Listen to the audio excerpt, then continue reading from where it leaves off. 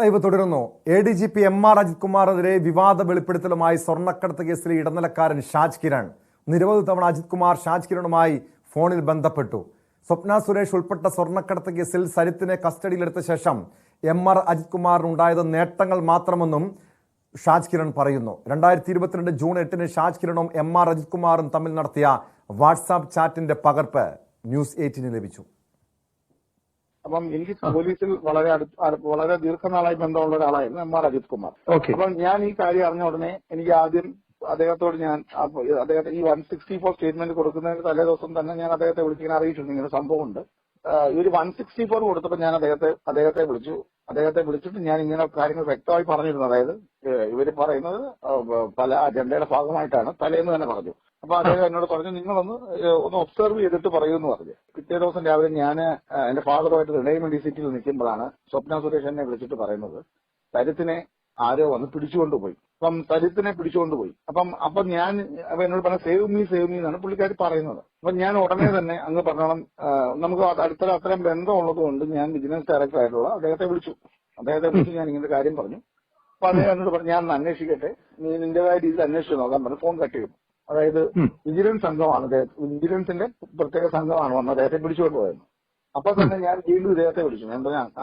ഞാൻ അങ്ങനെ നേരത്തെ തന്നെ അറിയിച്ചതല്ലേ, ഇത് എന്താണ് വിഷയം എന്ന് ചോദിച്ചാൽ പറയാൻ അത് വിജിലൻസിന്റെ ഒരു ടീമാണ് പിടിച്ചുകൊണ്ട് പോയത്. കുറച്ച് കഴിയുമ്പോൾ അദ്ദേഹത്തെ വിടും, ഒരു ചോദ്യം ചെയ്യലിന്റെ ഭാഗമായിട്ടാണ്. അപ്പൊ ഞാൻ ഈ കാര്യം അതുപോലെ തന്നെ സ്വപ്നയിലെടുത്ത് കമ്മ്യൂണിക്കേറ്റ് ചെയ്തു. ഇങ്ങനെ സംഭവമുണ്ട്, അദ്ദേഹം എങ്ങനെയാ പറയുന്നതെന്ന് പറഞ്ഞു. ഞാൻ എന്നിട്ട് സ്വപ്നയെ കാണാൻ പാലക്കാട് പോയ സമയത്ത് ഞാൻ അദ്ദേഹത്തോട് പറഞ്ഞു, അവരെ കാണാൻ പോവുകയാണ്, ഇതൊരു മാനിപ്പുലേഷൻ ആണെന്ന് തോന്നുന്നു, അവിടെ ചെന്നതിന് ശേഷം പറയാമെന്ന് പറഞ്ഞു. ഞാൻ അവരെ കാണുമ്പോൾ അവർ അന്ന് പല കാര്യങ്ങളും പറഞ്ഞു, അതായത് മാനിപ്പുലേഷൻ ആണ്, എന്നെ കൊണ്ട് പറയിപ്പിച്ചാണെന്നൊക്കെ പറഞ്ഞു. അതൊക്കെ അല്ല, എന്റെ സംശയം അതല്ല. ഈ അദ്ദേഹം നിങ്ങളിത് ഒബ്സർവ് ചെയ്യണം എന്ന് പറയുന്നു. അങ്ങനെ പറഞ്ഞതിന് ശേഷം സമാന്തരമായിട്ട് ഒരു സംഘത്തെ അയക്കുന്നു ഈ സരിത്തിനെ പിടികൂടാൻ വേണ്ടി. അതെനിക്ക് അറിയത്തില്ല ഡാൻ. ഈ 164 കൊടുത്തിട്ട് പോകുന്ന വഴി ഞാൻ അവരോട് ചോദിക്കും, നിങ്ങൾ എന്തിനാണ് ഈ ആവശ്യമില്ലാത്ത കാര്യങ്ങൾക്ക് പോകുന്നത്, നമ്മുടെ ബിസിനസിനെ അത് ബാധിക്കില്ലേ? അപ്പൊ എന്നോട് അവർ പറഞ്ഞു, അത് അങ്ങനല്ല, കുറെ കാര്യങ്ങളുണ്ട്, അജണ്ടയുണ്ട്, അതുകൊണ്ട് കുറെ കാര്യങ്ങളുണ്ടെന്നൊക്കെ പറഞ്ഞു. അപ്പൊ ഈ പറഞ്ഞ കാര്യങ്ങൾ ഞാൻ അന്നേരം അദ്ദേഹത്തെ അറിയിച്ചിരുന്നു. മനസ്സിലായോ? ഇങ്ങനെ ഒരു സംഭവമുണ്ട്, ഇതിലെന്തോ മാനിപ്പുലേഷൻ നടക്കുന്നുണ്ട്. അപ്പോഴാണ് അദ്ദേഹം എന്നോട് പറഞ്ഞത് ഒന്ന് ഒബ്സർവ് ചെയ്യണമെന്ന് പറഞ്ഞു. പക്ഷെ പിറ്റേന്ന് ദിവസം രാവിലെ ഈ സരിത്തിനെ ആരോ പിടിച്ചുകൊണ്ട് പോയെന്നുള്ളതാണ് നമ്മൾ വാർത്തയിൽ പിന്നെ കാണുന്നത്. അന്ന് പാലക്കാട് നിന്ന് പിടിച്ചുകൊണ്ട് പോകുന്ന വിജിലൻസ് ടീമാണ്. അന്ന് ഇദ്ദേഹമാണ് വിജിലൻസ് ഹെഡ്. അന്ന് ഞാൻ പാലക്കാട് പിന്നീട് HRDSന്റെ ഓഫീസിലേക്ക് പോകുന്നു. HRDSന്റെ ഓഫീസിലാണല്ലോ പുള്ളിക്കാരുള്ളത്. ഞാൻ പോകുമ്പോഴൊക്കെ ഇദ്ദേഹത്തെ വിളിച്ച് കമ്മ്യൂണിക്കേറ്റ് ചെയ്യുന്നുണ്ട്. അതാണ് വാട്സ്ആപ്പ് കോളായിട്ടും നോർമൽ കോളായിട്ടും വന്നേക്കുന്നത്. മനസ്സിലായില്ലേ?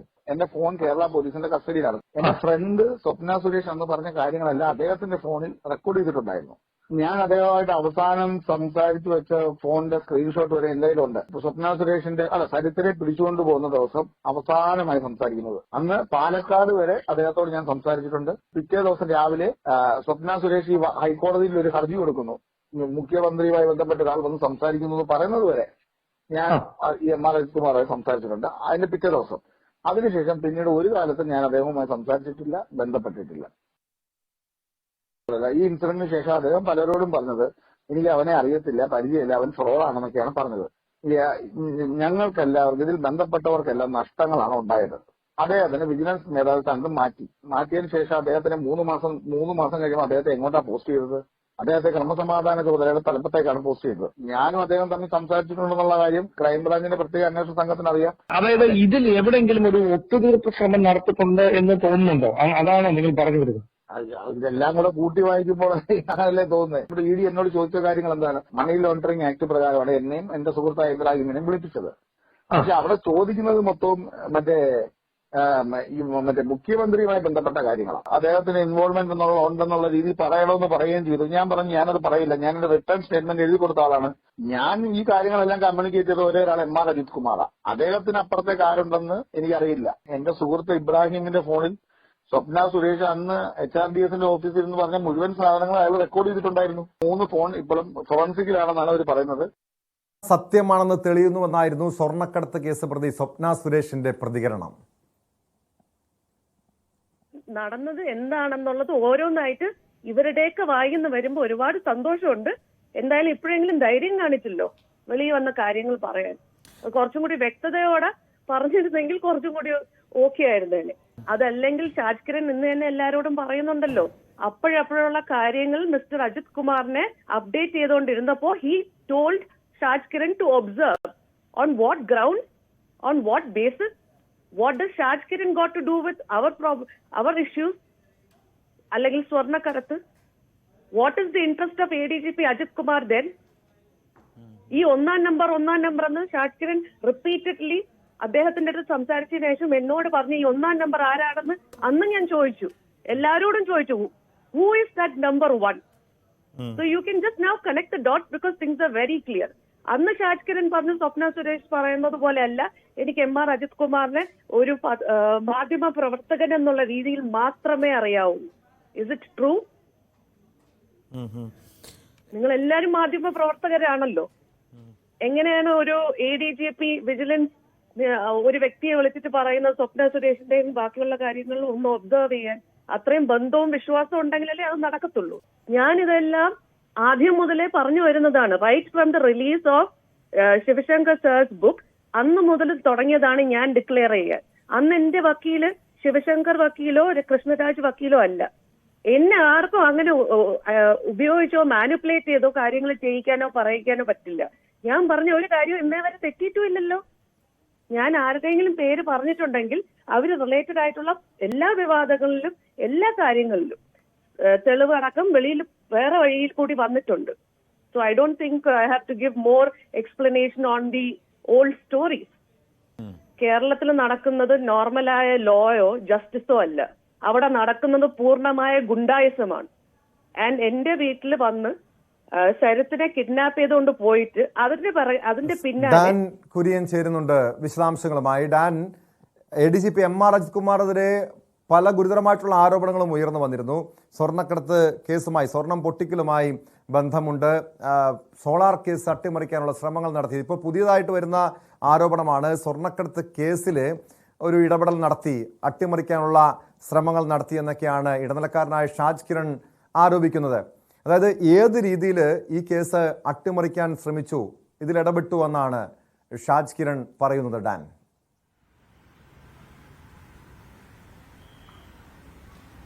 ടോം, നമുക്കറിയാം ഷാജ് കിരണാണ് സ്വപ്ന സുരേഷ് ഇത്തരത്തിൽ രഹസ്യമൊഴി കൊടുക്കാൻ പോവുകയാണ് എന്ന കാര്യം ADGP ആയിരുന്ന MR അജിത് കുമാറിനെ, അദ്ദേഹം അന്ന് വിജിലൻസ് മേധാവിയായിരുന്നു, അദ്ദേഹത്തെ അറിയിക്കുന്നത്. അതിന് പിന്നാലെ ഒബ്സർവ് ചെയ്തുകൊള്ളണം സ്വപ്ന സുരേഷിനെ എന്ന് ഷാജ് കിരണിനോട് അന്ന് വിജിലൻസ് മേധാവിയായിരുന്ന അജിത് കുമാർ പറയുന്നു. അതിന് തൊട്ട് പിറ്റേ ദിവസം ഒരു സംഘം ആളുകൾ വന്ന് വീട്ടിൽ നിന്ന് ബലമായി സരിത്തിനെ പിടിച്ചുകൊണ്ടുപോകുന്നു. പക്ഷേ ഈ സംഭവം ഉണ്ടായതിന് പിന്നാലെ സ്വപ്ന ഭയപ്പെടുന്നു. ഈ ഷാജ് കിരണിനുടൻ തന്നെ അദ്ദേഹത്തിന്റെ മുൻ പരിചയം വെച്ചുകൊണ്ട് MR അജിത് കുമാറിനെ ഫോണിൽ വിളിച്ച് ഇങ്ങനെ സരിത്തിനെ കുറച്ചു പേർ ചേർത്ത് തട്ടിക്കൊണ്ടുപോയെന്ന് പറയുന്നു. അപ്പോൾ അദ്ദേഹം എന്താണ് എന്ന് നോക്കാമെന്ന് പറഞ്ഞ് ഫോൺ വെക്കുന്നു. അരമണിക്കൂറിനിപ്പുറം ഇദ്ദേഹത്തെ തട്ടിക്കൊണ്ടുപോയത്, സരിത്തിനെ തട്ടിക്കൊണ്ടുപോയത് വിജിലൻസിന്റെ പ്രത്യേക സംഘമാണെന്ന വിവരം പുറത്തു വരുന്നു. അപ്പോൾ ഷാജ് കിരൺ വീണ്ടും MR അജിത് കുമാറിനെ തിരികെ വിളിക്കുന്നു. ഈ വിജിലൻസ് സംഘമാണോ ഇങ്ങനെ തട്ടിക്കൊണ്ടുപോയത്, കസ്റ്റഡിയിലെടുത്തതെന്ന് ചോദിക്കുന്നു. അപ്പോൾ അദ്ദേഹം പറയുന്നു ചില കാര്യങ്ങൾ ചോദിച്ചറിയാനുണ്ടായിരുന്നു, അതുകൊണ്ട് വിജിലൻസ് ഉദ്യോഗസ്ഥരാണ് അദ്ദേഹത്തെ അപ്പോൾ കസ്റ്റഡിയിലെടുത്തതെന്ന്. അവിടെയാണ് ഇതുമായി ബന്ധപ്പെട്ട ഏറ്റവും പ്രധാനപ്പെട്ട സംശയം വരുന്നത്. അതായത് ഈ ക്രമസമാധാന ചുമതലയോ ഈ സ്വർണ്ണക്കടത്തുമായി ബന്ധപ്പെട്ട ഒരു കേസുകളുടെയോ അന്വേഷണത്തിന് ചുമതലയില്ലാത്ത MR അജിത് കുമാർ എന്തുകൊണ്ട് ഈ കേസിൽ ഒരു പ്രത്യേക താല്പര്യം കാണിച്ചു? എന്തിനാണ് ഒരു പ്രത്യേക സംഘം വിജിലൻസിന്റേതെന്ന പേരിൽ സരിത്തിനെ കസ്റ്റഡിയിലെടുത്തുകൊണ്ടുപോയത്? അവിടെയാണ് ഈ കേസുമായി ബന്ധപ്പെട്ട ഏതെങ്കിലും തരത്തിലുള്ള നിർണായകമായ തെളിവുകൾ നശിപ്പിക്കുന്നതിന് വേണ്ടിയിട്ടുള്ള നീക്കം നടന്നിട്ടുണ്ടോ എന്ന തരത്തിലുള്ള സംശയമടക്കം ബലപ്പെടുത്തുന്നത്. അതോടൊപ്പം ചേർത്ത് വായിക്കേണ്ടുന്ന കാര്യമാണ് ഷാജ് കിരണിന്റെ ഭാഗത്ത് നിന്ന് അദ്ദേഹത്തിന്റെയും സുഹൃത്ത് ഇബ്രാഹിമിന്റെയും സ്മാർട്ട് ഫോണുകൾ അടക്കം പോലീസ് കസ്റ്റഡിയിൽ വാങ്ങിയിരുന്നു. അതായത് അതിൽ നിന്ന് നിർണായകമായ വിവരങ്ങൾ, ഡിജിറ്റൽ വിവരങ്ങൾ ലഭിക്കുമെന്ന പശ്ചാത്തലത്തിലായിരുന്നു FSL പരിശോധനയ്ക്ക് വേണ്ടി ഈ ഫോണുകൾ കൈവശപ്പെടുത്തുന്നത്. പക്ഷേ ഇത്രയധികം നാളുകളായിട്ടും ഈ ഫോണുകൾ തിരികെ കൊടുക്കാനോ അതുമായി ബന്ധപ്പെട്ട തുടരന്വേഷണം നടത്താനോ കഴിയാതിരിക്കുന്നതിന് പിന്നിൽ ബോധപൂർവമായ എന്തെങ്കിലും തരത്തിലുള്ള നീക്കം നടന്നിട്ടുണ്ടോ എന്ന സംശയവും അതോടൊപ്പം തന്നെ ബലപ്പെടുകയാണ്. അതിനിടയിലാണ് ഷാജ് കിരണുമായിട്ടുണ്ടായിരുന്നത് മാധ്യമപ്രവർത്തകൻ എന്ന നിലയിലുള്ള ബന്ധം മാത്രമായിരുന്നു, അങ്ങനെ മാത്രമേ ഷാജിനെ അറിയാവൂ എന്നായിരുന്നു അന്ന് MR അജിത് കുമാർ പറഞ്ഞിരുന്നത്. ഷാജ് കിരണും അതേ നിലപാടായിരുന്നു. മാധ്യമപ്രവർത്തകൻ എന്ന നിലയിൽ അന്ന് കൊച്ചി സിറ്റി കമ്മീഷണറായി അടക്കം ചുമതല വഹിച്ചിരുന്ന അജിത് കുമാറിനെ പരിചയമുണ്ടെന്ന് മാത്രമേ പറഞ്ഞിരുന്നുള്ളൂ.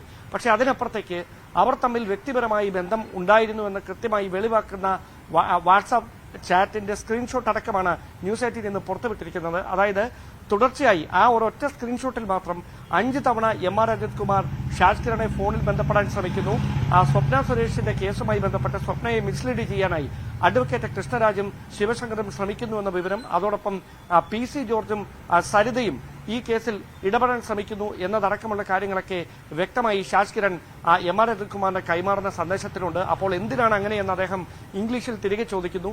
അതിന് വീണ്ടും ഷാജ് കിരൺ മറുപടി നൽകുന്നു. അതിനു തൊട്ടു പിന്നാലെ രാവിലെയും വൈകിട്ടുമായിട്ടാണ് ഈ 5 തവണ എം.ആർ. അജിത് കുമാറിന്റെ വാട്സാപ്പ് ഫോണിൽ നിന്ന് ഇദ്ദേഹത്തെ ബന്ധപ്പെടാൻ ശ്രമിക്കുന്നത്. സ്വാഭാവികമായി വെറുമൊരു ഷാജ് കിരൺ എന്ന മുൻ മാധ്യമ പ്രവർത്തകനെ സംസ്ഥാനത്ത് വിജിലൻസ് തലപ്പത്തിരുന്ന മേധാവി തുടർച്ചയായി അങ്ങനെ ഫോണിൽ ബന്ധപ്പെട്ടതിന് പിന്നിൽ എന്താണ് അസ്വാഭാവികത എന്ന കാര്യത്തിലാണ് വ്യക്തത കൈവരാനുള്ളത്. അതോടൊപ്പം ചേർത്ത് വായിക്കേണ്ട കാര്യമാണ്, ഈ ഷാജ് കിരണുമായുള്ള ബന്ധത്തിന്റെ പേരിൽ അല്ലെങ്കിൽ ഇത്തരം കാര്യങ്ങളെന്ന് വാർത്തയായതിന്റെ പേരിലായിരുന്നു എം.ആർ. അജിത് കുമാറിനെ വിജിലൻസ് തലപ്പത്ത് നിന്ന് മാറ്റുന്ന തരത്തിലേക്ക് നടപടികളുണ്ടായത്. പക്ഷേ ചുരുങ്ങിയ കാലയളവിനുള്ളിൽ തിരികെ സംസ്ഥാനത്തെ ഏറ്റവും നിർണായകമായ ക്രമസമാധാന ചുമതലയുള്ള ADGP പദവിയിലേക്ക് എം.ആർ.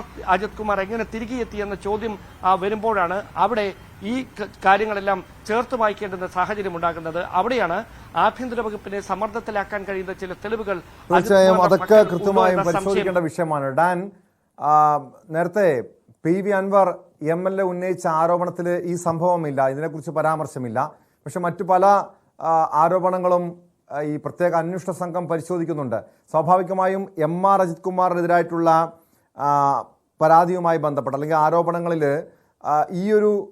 ഈ ഷാജ് കിരണിന്റെ ഈ വെളിപ്പെടുത്തലും അന്വേഷണത്തിന്റെ പരിധിയിൽ വരുമ്പോൾ മാത്രമല്ല, എം.ആർ. അജിത് കുമാർ DGPക്ക് ഒരു കത്ത് പോലും നൽകിയിട്ടുണ്ടല്ലോ. അതായത് നേരത്തെ ഒരു കീഴുദ്യോഗസ്ഥരാണ് എം.ആർ. അജിത് കുമാറിനെതിരായിട്ടുള്ള പരാതികൾ അന്വേഷിക്കുന്നതെന്ന് സംബന്ധിച്ചുള്ള ആക്ഷേപങ്ങൾ ഉയർന്നു വന്നിരുന്നു. അവർ തനിക്ക് റിപ്പോർട്ട് ചെയ്യേണ്ടതില്ല, DGP തന്നെ നേരിട്ട് കാര്യങ്ങൾ ഏറ്റെടുത്ത് ഇത് അന്വേഷിക്കുമെന്നാണ് മനസ്സിലാക്കുന്നത്. എങ്ങനെയായിരിക്കും ഈ പ്രത്യേക അന്വേഷണ സംഘത്തിന്റെ നടപടികൾ? എങ്ങനെയാണ് എം.ആർ. അജിത് കുമാറിനെതിരെ അന്വേഷണം ആരംഭിച്ചിട്ടുണ്ടോ?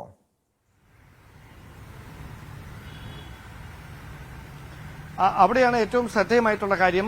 സംസ്ഥാന പോലീസ് മേധാവി നേതൃത്വം നൽകുന്ന അന്വേഷണ സംഘത്തെയാണ് മുഖ്യമന്ത്രി തന്നെ ഇതുമായി ബന്ധപ്പെട്ട അന്വേഷണം നടത്തുന്നതിന് വേണ്ടി പ്രഖ്യാപിച്ചത്. പക്ഷേ എം.ആർ. അജിത് കുമാറിനെതിരെ തിടുക്കത്തിലൊരു നടപടി വൈകുന്നത് എന്ന ചോദ്യം വലിയ തലത്തിൽ ഉയർന്നിരുന്നു. PV അൻവർ തന്നെ പരോക്ഷ വിമർശനവുമായി രംഗത്തെത്തുന്ന പശ്ചാത്തലമുണ്ടായിരുന്നു. അതിനിടയിലാണ് സംസ്ഥാന പോലീസ് മേധാവി മാത്രമാണ് എം.ആർ. അജിത് കുമാറിന് മുകളിൽ ഈ കേസിന്റെ അന്വേഷണത്തിൽ ഉൾപ്പെട്ടിട്ടുള്ള ഉദ്യോഗസ്ഥൻ. മറ്റുള്ളവരെല്ലാം IG-യും DIG-യും ഉൾപ്പെടെ അജിത് കുമാറിന് താഴെയുള്ള തസ്തികകളിൽ ജോലി ചെയ്യുന്ന ഉദ്യോഗസ്ഥരാണ്. സ്വാഭാവികമായി അങ്ങനെ ഒരു സംഘത്തിന് എങ്ങനെ സുഗമമായി ഈ അന്വേഷണം നടത്താൻ കഴിയുമെന്ന ആശങ്കയെത്തുന്നു. അവിടെയാണ് അജിത് കുമാർ തന്നെ ഇനി അവരുടെ റിപ്പോർട്ടിംഗ് അതോറിറ്റി സംസ്ഥാന പോലീസ് മേധാവി ആയിരിക്കും എന്ന തരത്തിലുള്ള ഒരു കത്തുമായി രംഗത്തെത്തുന്നത്. അതായത് തിരുവനന്തപുരം IG G. സ്പർജൻ കുമാർ, അതോടൊപ്പം തന്നെ DIG തൃശൂർ തോംസൺ ജോസ് ഉൾപ്പെടെയുള്ള മറ്റ് ഉദ്യോഗസ്ഥർ. സ്വാഭാവികമായി അവരെല്ലാവരും സംസ്ഥാന പോലീസ് മേധാവിയോടാണ് ഈ അന്വേഷണം നടക്കുന്ന കാലയളവിൽ റിപ്പോർട്ടിംഗ് അതോറിറ്റിയായി മാറുന്നതെന്ന് പോലീസ് മേധാവിയാണ്, സംസ്ഥാന പോലീസ് മേധാവി ഷെയ്ഖ് ദർബേ സാഹിബാണ് നിർദ്ദേശം നൽകേണ്ടത്. അവിടെ എങ്ങനെ അജിത് കുമാറിന് അത്തരമൊരു തീരുമാനമെടുക്കാൻ കഴിയും എന്ന പ്രധാനപ്പെട്ട ഒരു ചോദ്യം കൂടി ഉയരുന്നുണ്ട്. എന്തായാലും ഇത്തരം സംശയങ്ങൾ ബലപ്പെടുന്നതിനിടയിലാണ് അജിത് കുമാറിന്റെ പക്കൽ ഏതെങ്കിലും തരത്തിൽ ഞാൻ നേരത്തെ സൂചിപ്പിച്ച പോലെ ആഭ്യന്തര വകുപ്പിനെയോ മുഖ്യമന്ത്രിയുടെ ഓഫീസിനെയോ പ്രതിരോധത്തിലാക്കാൻ കഴിയുന്ന തെളിവുകൾ ഉണ്ടോ എന്നൊരു സംശയം കൂടി ബലപ്പെടുന്ന സാഹചര്യം ഉരുത്തിരിയുന്നത്. ടോം, അത് തന്നെയാണ് ഇപ്പോൾ ബലപ്പെടുന്നത്. കാരണം മുഖ്യമന്ത്രിയുടെ ഓഫീസിനെ സമ്മർദ്ദത്തിലാക്കുന്ന രീതിയിൽ അല്ലെങ്കിൽ പ്രതിരോധത്തിലാക്കുന്ന എന്തെങ്കിലും കാര്യങ്ങൾ, തെളിവുകൾ അജിത് കുമാറിന്റെ പക്കലുണ്ട്. അതുകൊണ്ടാണോ അജിത് കുമാറിനെ മുഖ്യമന്ത്രിയും സംരക്ഷിക്കുന്നത് തുടങ്ങിയ ചോദ്യവും ഉയരുന്നുണ്ട്. സ്പോട്ട് ലൈവിൽ